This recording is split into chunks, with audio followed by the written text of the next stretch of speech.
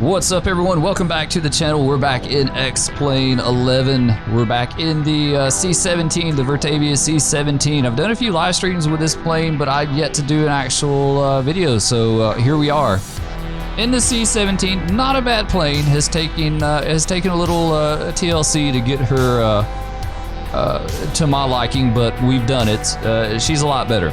She's a lot better, to say the least. So we're in McCord Air Force Base, outside of Seattle, or I guess Tacoma, actually, more. But anyway, we're at McCord. We're going to go over to a place called Moses Lake. And pretty nice sound effects they got going on here. I really dig that. Anyway, we're going to go over to a place called Moses Lake. It's a big C-17 operating area. They do a lot of practice and stuff like that. Low levels, assault landings. They've got like multiple assault strips there on the field, on the property. And just regular touch and goes. So we're going to go over there and do some burpees, is one of our viewers calls them.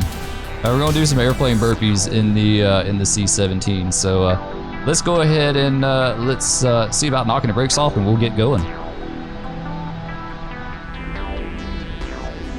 All right, so we're heading to runway 16. Hope you guys had a great weekend. It's Monday.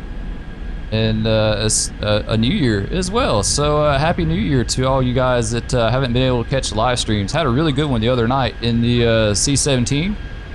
We flew from Travis Air Force Base down to March Air Reserve Base in California, and we flew a low-level route, VR 1257, a large majority of the way. It was a good flight. It was a lot of fun. So I want to thank everyone that joined in and checked that out. Really did enjoy it. And you know, we'll go over in the live streams. I went over some of the stuff I did in the planes, but for those that haven't caught the live streams, we'll catch up with that. So basically, with this plane, it's a pay-wear plane by Virtavia. I think it was done for X-Plane 10 or something, and when it was ported over to 11, or one of the latest updates for 11 actually broke the FMS in this plane, and supposedly Virtavia said they're not going to support this plane anymore, so users are just left on their own. So I was able to take the plane into PlaneMaker and update and install a new FMS. I also fixed an issue with the engines. The bypass ratio had been also set to 0, and that is not correct for this plane, so I was able to change that. And let's see, I did some things to the stall characteristics as well. So the plane flies a lot better now. It actually flies really nice. There's still some things I want to do to it. I'm not quite happy with the autopilot. The autopilot to me is a little bit I don't know how to put it. Just a little bit jerky to my liking. It's almost like it doesn't anticipate as much. You know what it needs to do. So we're gonna go ahead and get takeoff flaps, and we'll go ahead and take the runway and get out of here. But you know, like I said, all in all, it's not a bad airplane. It looks amazing. The exterior view of it looks absolutely amazing. The interior is a little bit, you know, it's not top quality. We'll just say that. But that's fine. I can overlook that. All in all, it's not a bad plane, and it's fun to fly. It does a lot of interesting, unique things. Tactical descents, tactical landings. We did a tactical descent in our last live stream, which was an absolute blast. So if you don't know what that is, be sure to catch that out, or catch that, check it out, catch it out, check it out, whatever. But all right, so here we are in McCord. We're lined up. Let's go ahead and jump in the plane and make sure we've got everything good to go. Landing lights are on. Let's get that up. Let's declutter some trash. It's going to be on our map up here in just a second. We'll get that off. We'll take the engines off and put up the map. There we go. And another thing I did too on this plane, probably the biggest thing that I did on this plane, or the second biggest. The biggest thing was fixing FMS. Second biggest thing I did was it has a digital readout for your vertical speed, but it wasn't enough information for me as far as like how quickly it was trending. right? So I've added in the needle, the vertical speed indicator. That is a lot more helpful to me as far as keeping it level, especially when in the pattern. And you know, you just got a better idea of like how quickly it's climbing. You know, if your needle's pegged out, then you know you're climbing like no damn tomorrow. If it's just a little above, then you know it's a slower rate. It works out better for me than just having numbers. So that helped a lot as well. So let's go ahead. Let's see. We got parking brakes set. Let's get our view going there. All right, let's open the throttle. Let's get going. All right, knock the brakes off. And this is also using XP Realistic. I've been testing it out the past day or two. Really enjoy it so far. It helps add to the experience a lot. All right, rotation is going to be 125 knots on this plane. We're empty. We just got about 3 hours worth of fuel. Nothing big for us. All right, let's go ahead and rotate.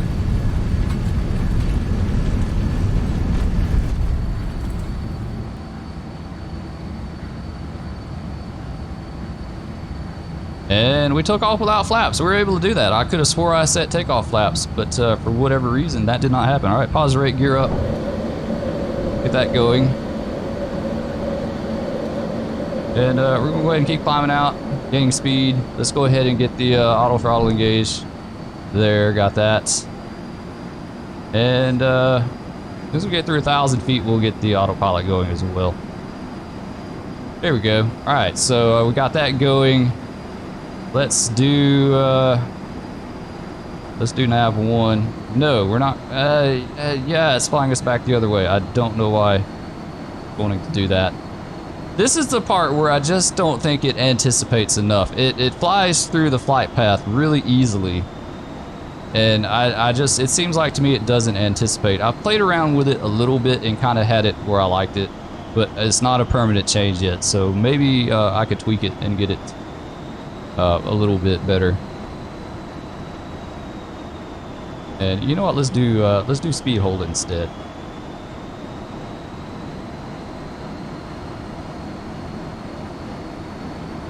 There we go. Which from what I can tell, speed hold is more like a flight level change for this plane. So let's do an exterior view here real quick.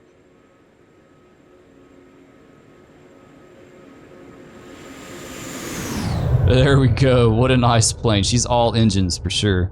She is all engines. So we're climbing out. It doesn't look like she's wanting to turn on course for whatever reason. Oh, that's because we're waiting on vectors, so. We don't need vectors. We won't do that. We shouldn't have anything to worry about. So she is turning on course after this, so we'll let her finish this turn, which is actually per the published procedure. We're flying the Puget 6 departure. There's really not anything to it.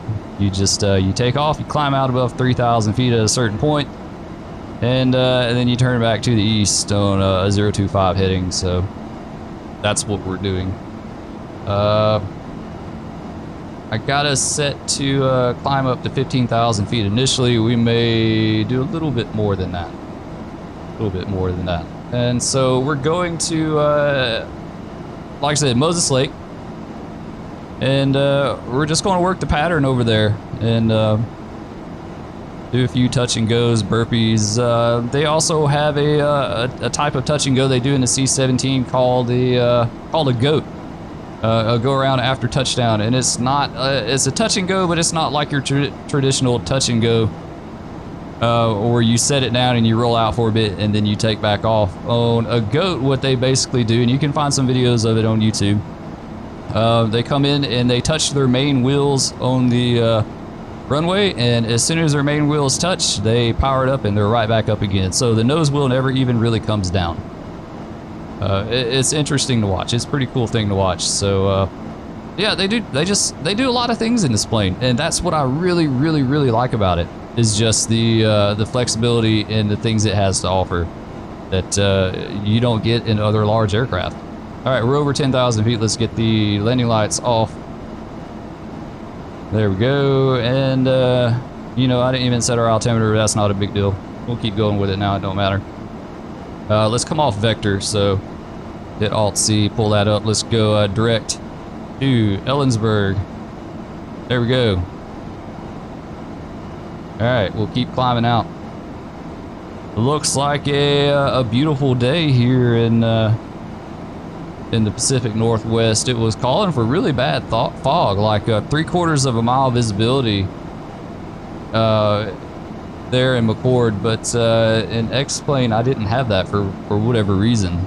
But we'll go with it. It suits us better, you know, to have a nice departure. So we'll keep trucking along, and we'll go to Moses Lake, which is KMWH.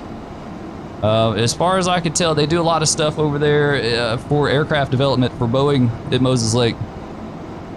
There's been planes stored there. They do flight testing for, you know, whatever aircraft they're building. There's, you can see KC-46s over there doing touch and goes. You can see the Max doing touch and goes.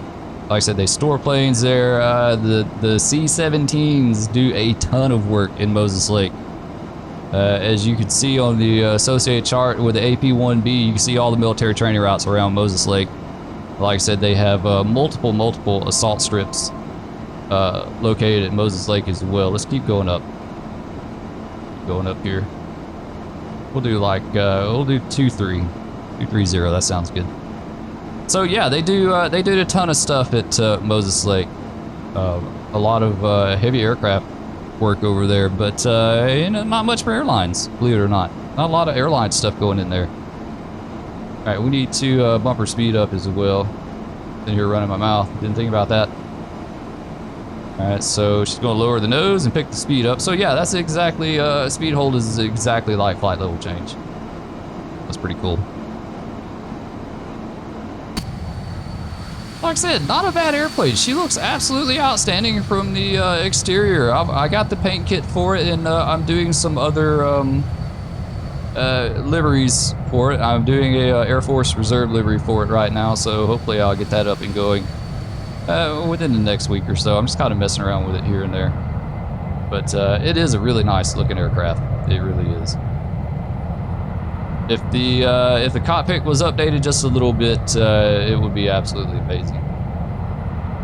We'll go with it.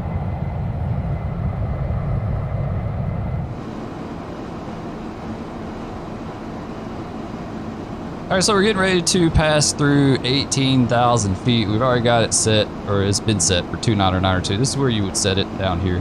That's one thing is kind of odd with the plane is some of the where the controls are located. You know, you're used to it being up here, but so we got our altimeter set. Weather for Moses Lake is going to be 190 at 8 knots, 10 statute miles clear, 297 on the altimeter. So a beautiful day over there right now. We'll look at the runways and see what we've got. We've got what is that? 14? That looks like 14. Okay, yeah, 14. Left, and we've got 22. I mean, really, we could land on either one. I mean, we could take our pick. What is it? What is the wind speed again? 8 knots. 8 knots. I would like 14 because it's a bigger runway. It's 13,500 by 200 feet. The other one, 22, is a little smaller. It's 10,000 by 100. So we may try 14 or left. We'll see. Yeah, and Moses Lake used to be a big Air Force base, believe it or not. I didn't know that. I didn't know that till I got to looking at it. It's actually known as Grant County International Airport. And let's see, what base was it before? Larson Air Force Base. It opened up during World War II as a training airfield and was operated by U.S. Air Force as Larson Air Force Base until 1966. So it closed in 66 and went to public use, so it's been closed for a long time. Let's see, in September 2019, Boeing stored 100 of its undelivered 737 MAX airplanes at the Moses Lake Airport while it awaits clearance from the FAA and other aviation regulators to return the jet to commercial service. Passenger service to Moses Lake ended in June of 2010. So a pretty interesting facility, and supposedly, I read it somewhere, that Japan Airlines, I don't see it. I don't see it on the wiki. I don't know where I read this, but I know I did read it, that Japan Airlines did all their 747 pilot training at Moses Lake up until a few years back. But I don't, here we go. The airport was used for heavy jet training by Japan Airlines for over 40 years until the closing of the training offices in March of 2009, so 10 years ago. It also been used for flight testing of the Mitsubishi space jet. So that's pretty cool information. Never knew that. All right, we're coming up on Ellensburg, and we're going to see about setting up our arrival. So let's do that. All right, so we're going to go ahead and set up for runway 22. That'll be the better suited for us. So we'll do that. Let's go into the FMS and arrivals. WH we got here. RNAV 22 Yankee. Is that what we need? Let me look here. Look at the plates. Sub D. Yeah, I think that'll work. We'll go with sub D. Oh, we're getting bumped around a little bit here. Bad. All right, let's go ahead and program that in. Look at our legs. Make sure. Yes, I knew it. There we go. Okay, we got that set. Let's look at our information here for pattern altitude. Let's see what it says.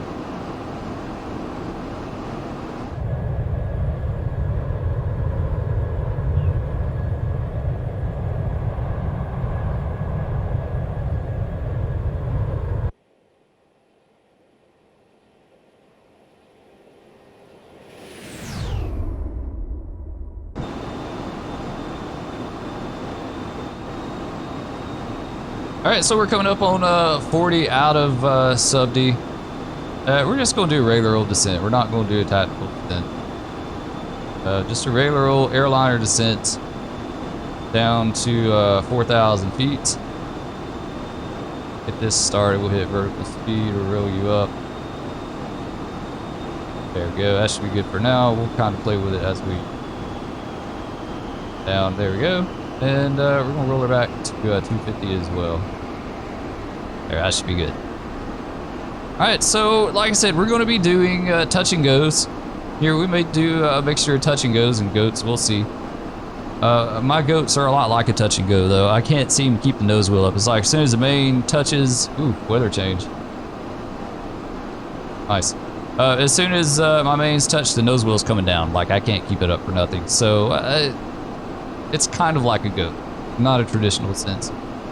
I'll be the first to tell you, I don't know the flap settings on this plane. I know what I like to use to do this, but you know, you can't find any solid information on like exactly what flaps they use on approach, stuff like that. Videos, it looks like it varies between 3/4 and full, from what I can tell. I know I've seen videos of it coming into land where it definitely doesn't look like they're full flaps. So, you know, we'll just, I just played with it and figured out what works for me.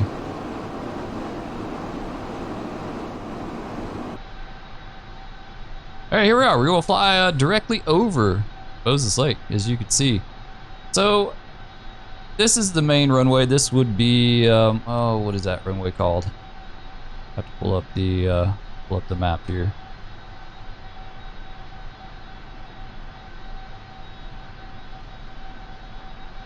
That's going to be 14 left and 3-2 right. This is one of the assault strips they use right here. That's going to be 14 right and 3-2 left. Here we have 2-2 and 4. This will be the one we're working on looks really, really tiny. A small runway, but I mean, it's definitely bigger than an assault strip, so we got that going for us. They have an assault strip right here as well. There's supposed to be 3. Oh, and then 1 over here as well on that taxi. So, like I said, they do a lot of training at Moses Lake. I'd imagine C-17s probably go up there from all over the U.S. train. It looks like. Beautiful, beautiful, clear day here, though. Wow, absolutely gorgeous.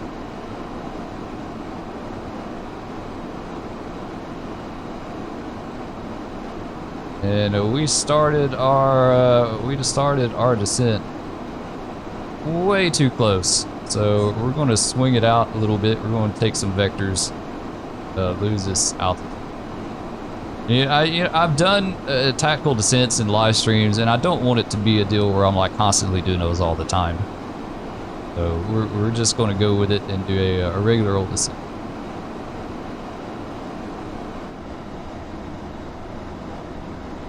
All right, so we're coming up on sub D.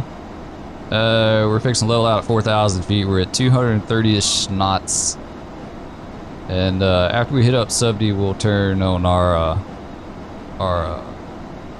intercept for our RNAV approach. Like I said, we've got 1/4 flaps set now. We're 230 knots. That's about where I usually set them. I think we're actually going down to 220. Yeah, we're down to 220. I don't know the flap speeds. Like I said, I mean, you have the max speeds that you can deploy this stuff, but that's not necessarily means that that's the speed they always deploy them at. You know, that's just the max. It's a max, and I don't know. Like I said, you can't find this information as far as like where about they deploy the flaps. So I'm just kind of going off what feels right to me as far as flying the plane.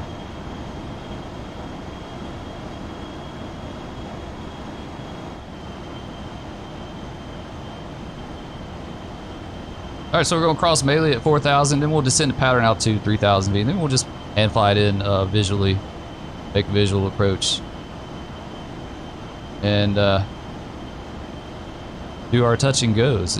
You know, as you may know from my P8 Poseidon video, I love working the pattern, especially in big jets. It really seems to help me out if. You know, and one of our good friends, Chief Sim Pilot, you know, he made a good point. It's all about that muscle memory, and that's absolutely right. So if you do enough of that stuff in a plane, you get a real good feel for what exactly she can do and how she handles, reacts, and all that stuff. So I really enjoy it. Like I said, I could literally sit here for hours and do it. We won't do that today, but.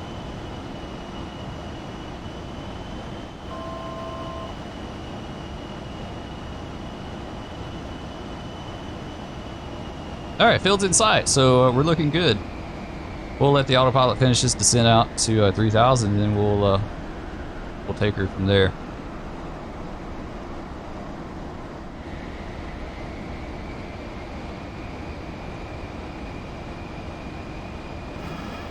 All right, let's go ahead and take her. All right, we're gonna try to keep her at 3,000, give or take.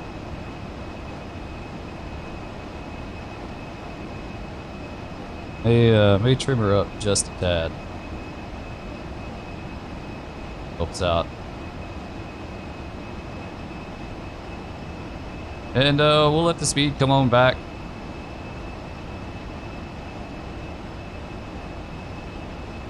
For a bit. We're still a ways out. We're probably about 10 miles out right now.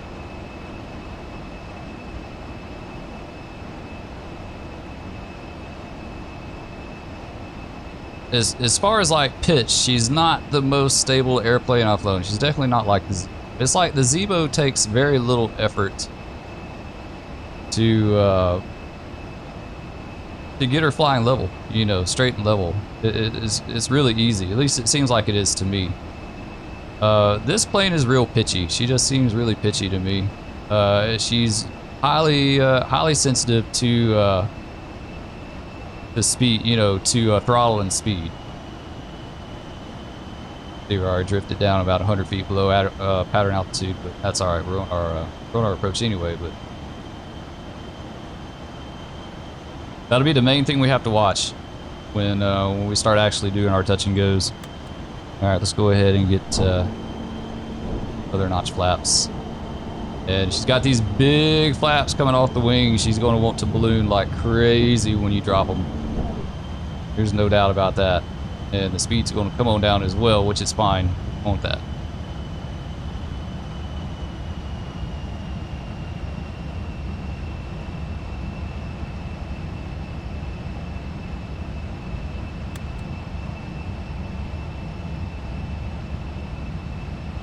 That crosswind's kicking in a lot more than what I thought it would be, for sure. 14 knots. It says 8 in Sky Vector, 14 on here. All right, gear down 3 green. Go ahead and go full flaps on this. VREF's going to be 121 knots because we got a few hours of fuel on the plane. Got like 3 hours worth. It's not quite that now. Gotten here.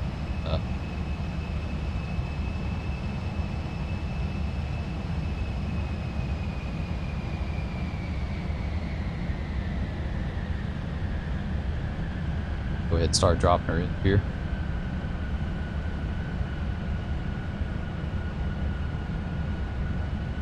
With that wind, I think we're going to come in about 10 above, honestly. Man, she is crabbing like crazy. And we did pick the small runway. That's the crazy thing about it. It would have been worse on the other one, though, really.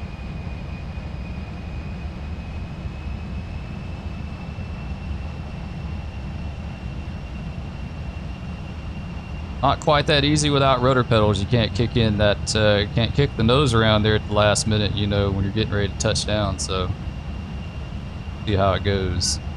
I think this is probably the strongest wind I've landed her in. All right, there we are. We're on it now. Narrow runway. Only 100 feet across.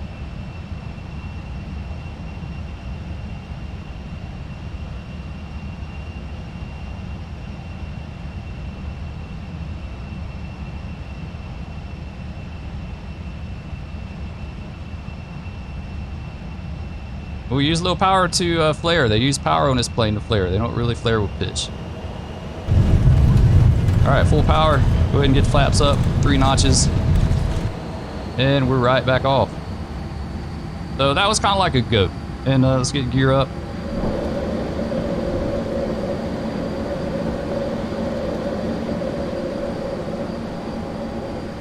My runway heading, we get about 800 feet above.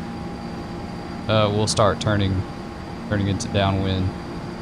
If you watch my P8 video, you know this is a military style of, we took all the flaps up on that. All right, we need to leave some down.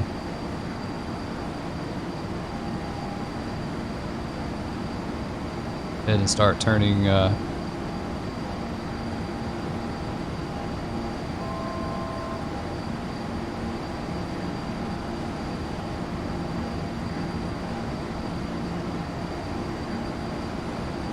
we need 039 degrees for our downwind. Get some power back here.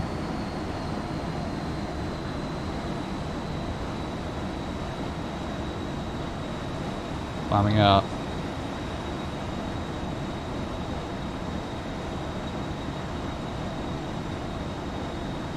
There we go. Probably need some nose down now, honestly, with those flaps.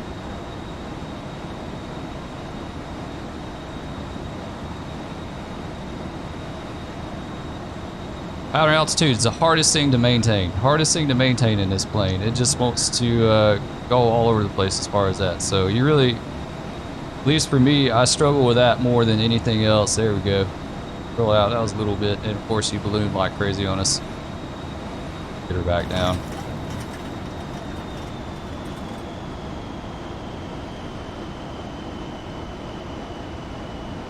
Back out a lot more. 034. We need at least no less than 39, if not like 40 or 41. You know, if I'm going to fly the downwind in this plane and like you know, a big turbojet, I would rather fly like a few degrees off away from the runway, you know. And let's see what we look like here.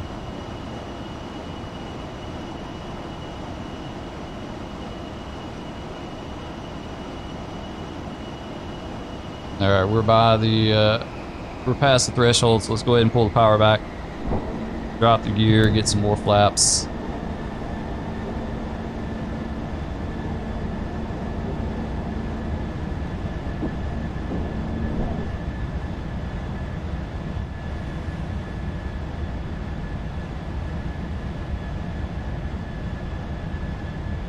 All right, let's go ahead and start turning her back in nice and easy.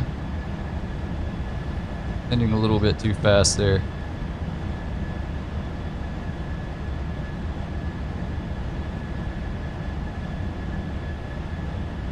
Speed's coming on down. Let's go ahead and get another notch flaps.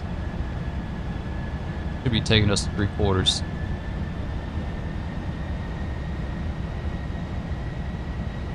Trying to get a view of the runway there.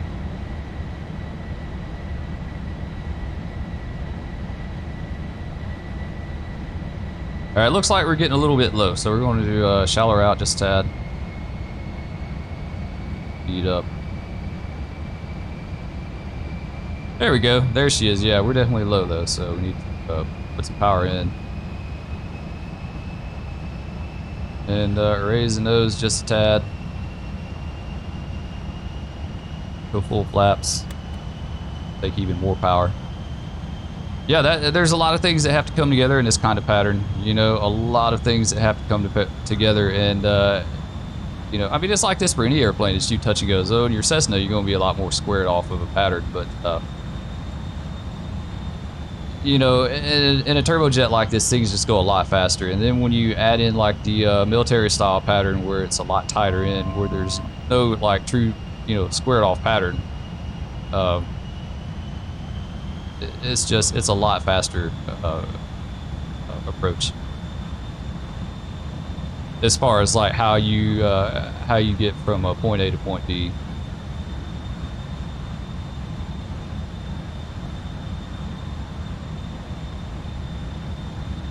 All right, wind's calmed down a little bit. 180, 10 knots, so they're changing a little bit above. Full speed back just a tad.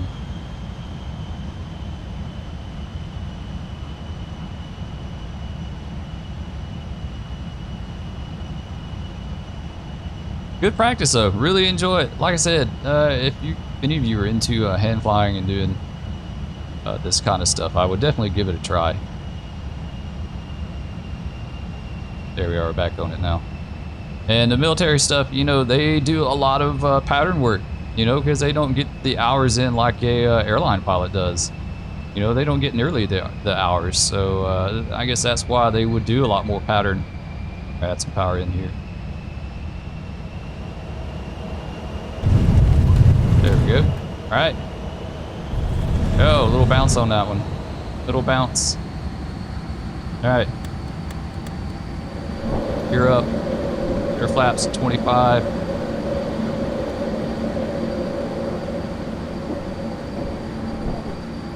Yeah, that one wasn't great at all. That one was not good at all, so we'll have to do better than that. All right, coming up on 2,000. Let's pull the power back, start a turn. We'll turn and keep climbing to 3.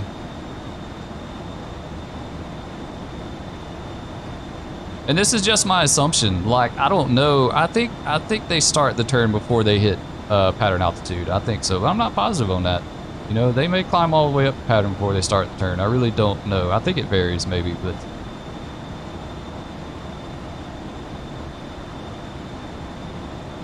this is how we're going to do it. It works out pretty good.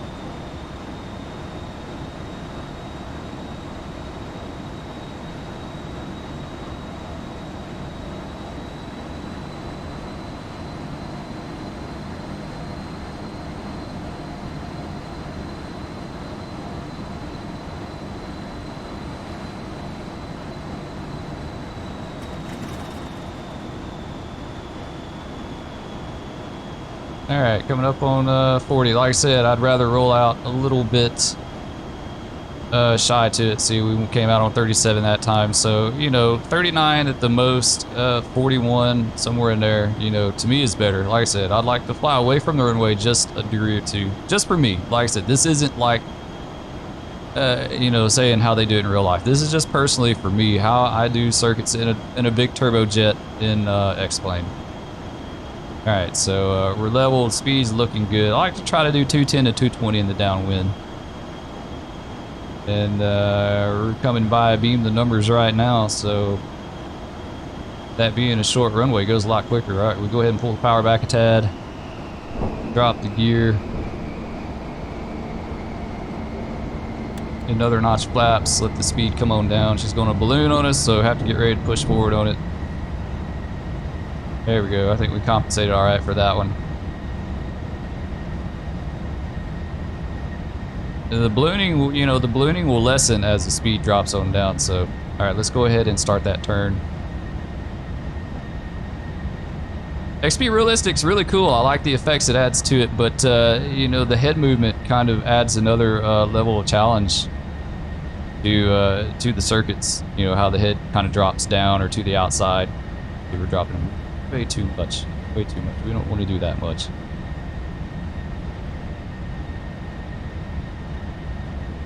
All right, we need to add in some power, shallow it out a bit because that was a lot.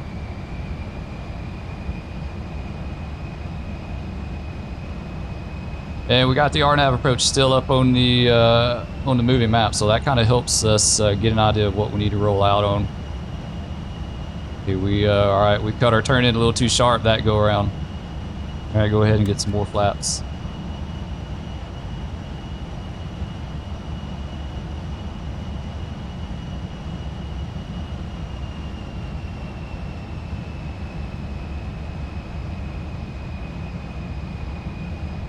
It's a lot of stuff. It's a lot of stuff going on. But I can't say enough. It's like really excellent practice.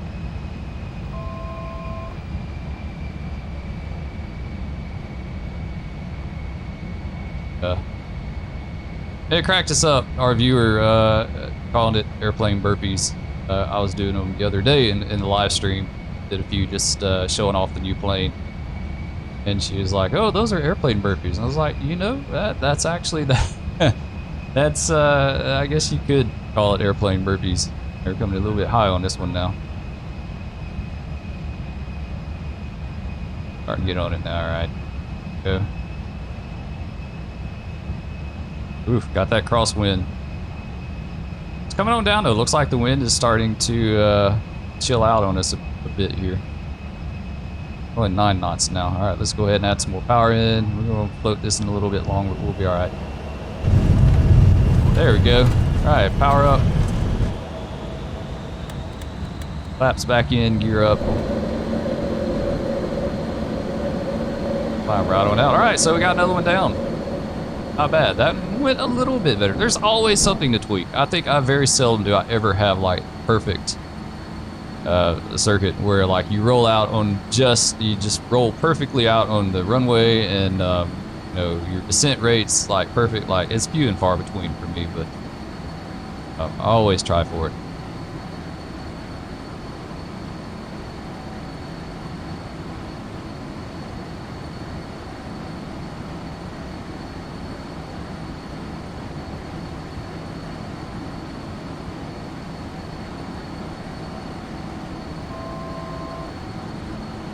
All right, through 2,000 feet, let's go ahead and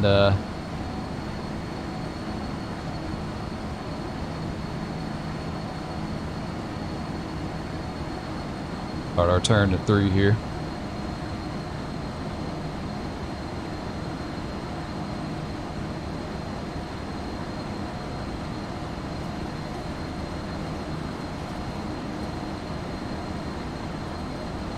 A little bit bumpy here and there, but not too bad.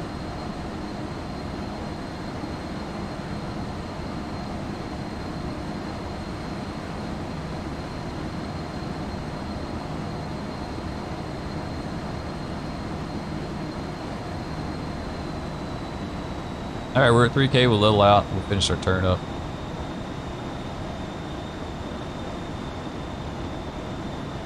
That's gonna be Moses Lake down below us there.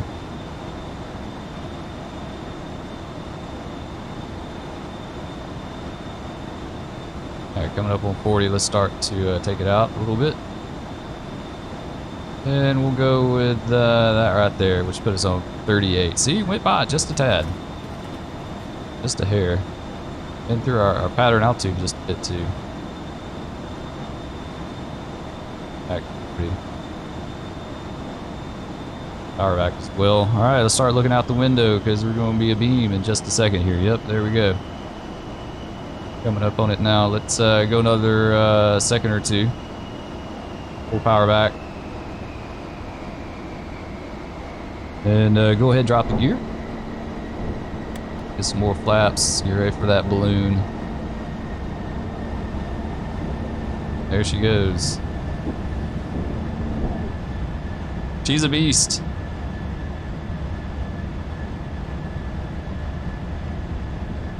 I did a lot of hand flying on the last live stream. It kind of wore me out a little bit. All right, we're down to 170. Let's go ahead and start a turn.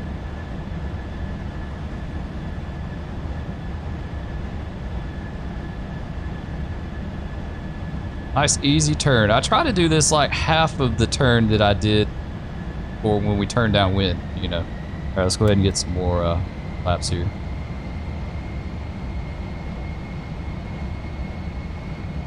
Going with it here. Let's shallow it out a little bit. Looks like we're getting a tad low.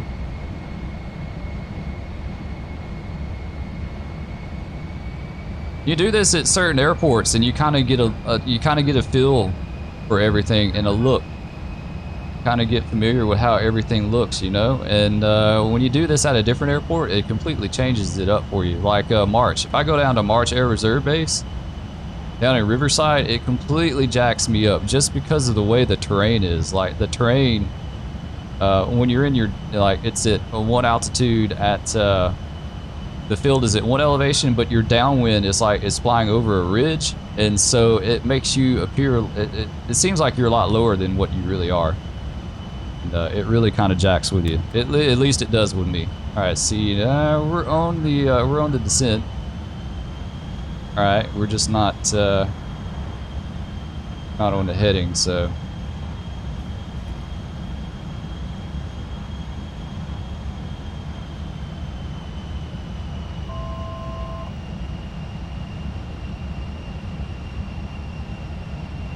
It makes it a lot more difficult that you can't swivel your head around inside the plane to like constantly keep track of the runway and like what you're doing. You know?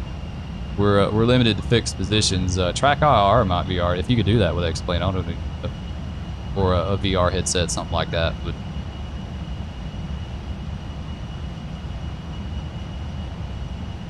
all right, there we go. Not too bad. We're 10 above VREF. Wind's gusting back up to 10 knots now. Going with it. Back on the power a little bit now.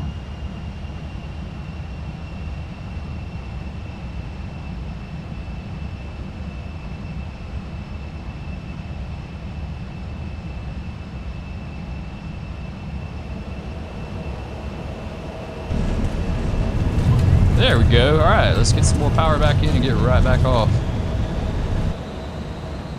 All right, gear up, get our flaps. We'll do one more and we'll do a full stop. We'll call it there.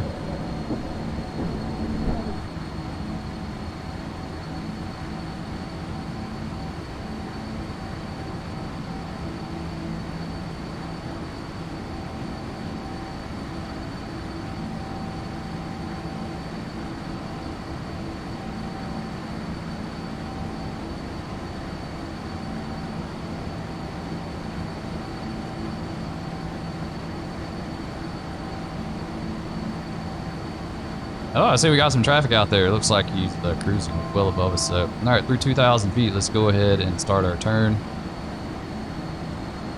Full power back just a wee bit.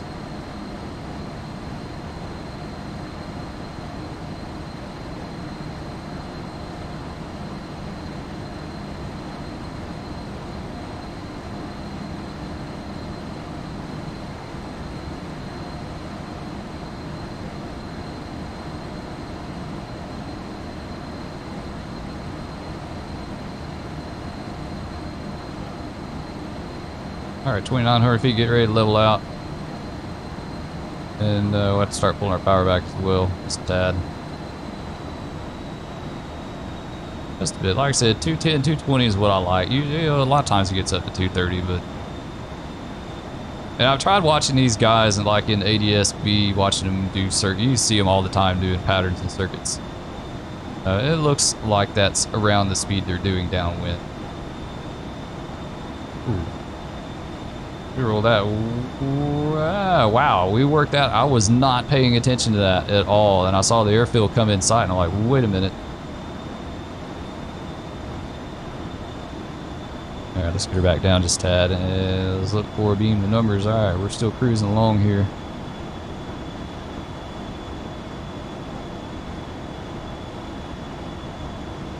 Oh yeah, we did fly through it a lot. I think that wind's actually what pushed us over a little bit there, that tailwind, but back out just a tad. All right, we should be, yeah, we just passed the beam the numbers. All right, let's pull the power back. Let the speed drop off a little bit here. All right, let's go ahead and get geared and get some more flaps. Watch for the balloon. There she is. Yeah, she's gonna push us over a little bit.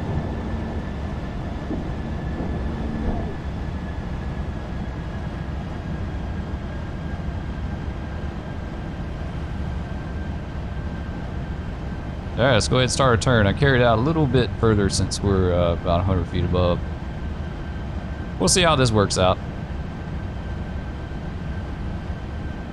You know, honestly, in this plane, I'd rather roll out on final high than low. It's a lot easier to compensate when you're high than when you're low in this plane. You can get her down really easy. All you gotta do is drop those flaps. Get those big flaps down, you know, full, and you can get her down easy, but not so much if you're low with full flaps.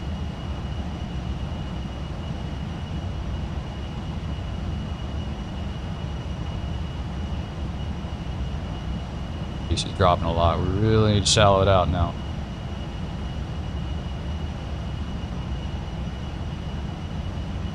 There we go. Not too bad. Too bad.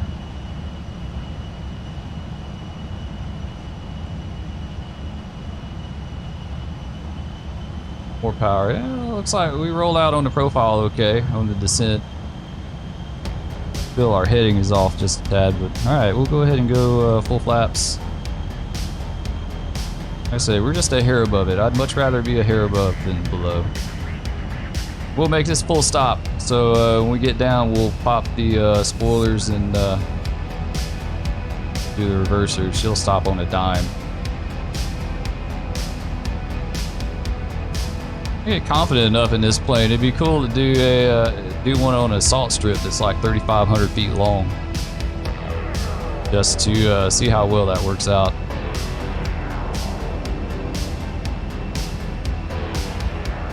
What's our wind doing? Back up to 11 now, so it's picking back up just a tad.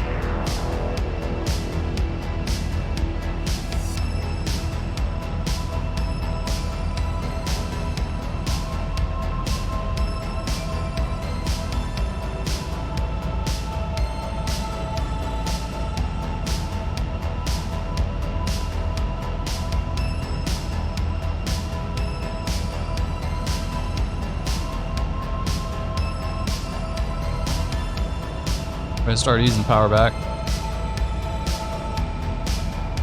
Ease it back, and then we'll put it back in right before touchdown.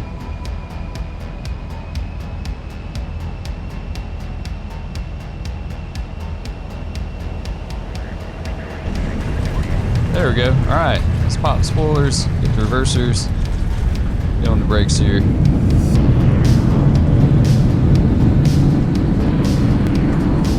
And there we go. She stops on a dime for sure. All right, let's go ahead and get our flaps in, get our spoilers down.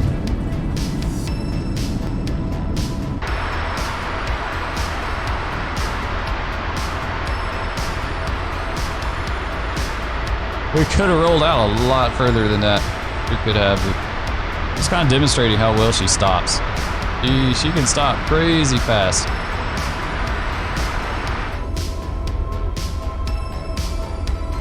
all in all, a really fun plane to fly. She's a challenge. I mean, she's a challenge, and she takes some work to, you know, to get her up to par. She needs some more work for sure. I need to work on the, like I said, the autopilot. That taxiway down there is just tiny. I'm not going to take that. It looks almost like a road. Yeah, so she needs more work. But I don't know why this jet sound keeps following us around.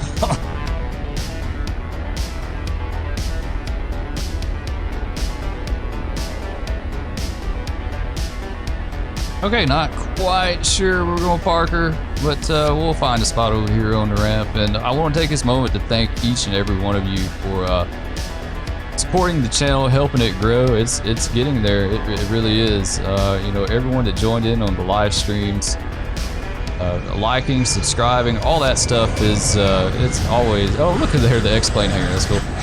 It's always greatly appreciated. You know, it really just is. Absolutely love the live stream. This is a blast having people in there and getting to interact and shop talk about aviation or whatever it is we're playing at the time. I mean, it's not just flight simming. We stream a lot of other stuff too, from Mud Runner to Wreckfest to City Skylines. You know, a lot of different things. So we try to, you know, we try to change it up a little bit and not do the same thing, but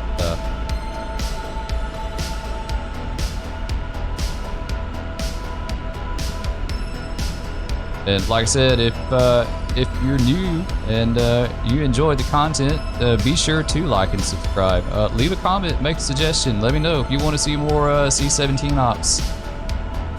We'll do that. I think the next video I do is going to be out of Moses Lake here, and we'll do one of the many low-level routes that the C-17s fly here. They have like several drop zones and all kind of neat stuff that they do here in the area. So that'd be really cool. Like I said, let me know in the comments if you want to see more. Let me know by liking this video, and we'll definitely do that. And I think with all that said, we'll catch you guys in the air next time. Peace.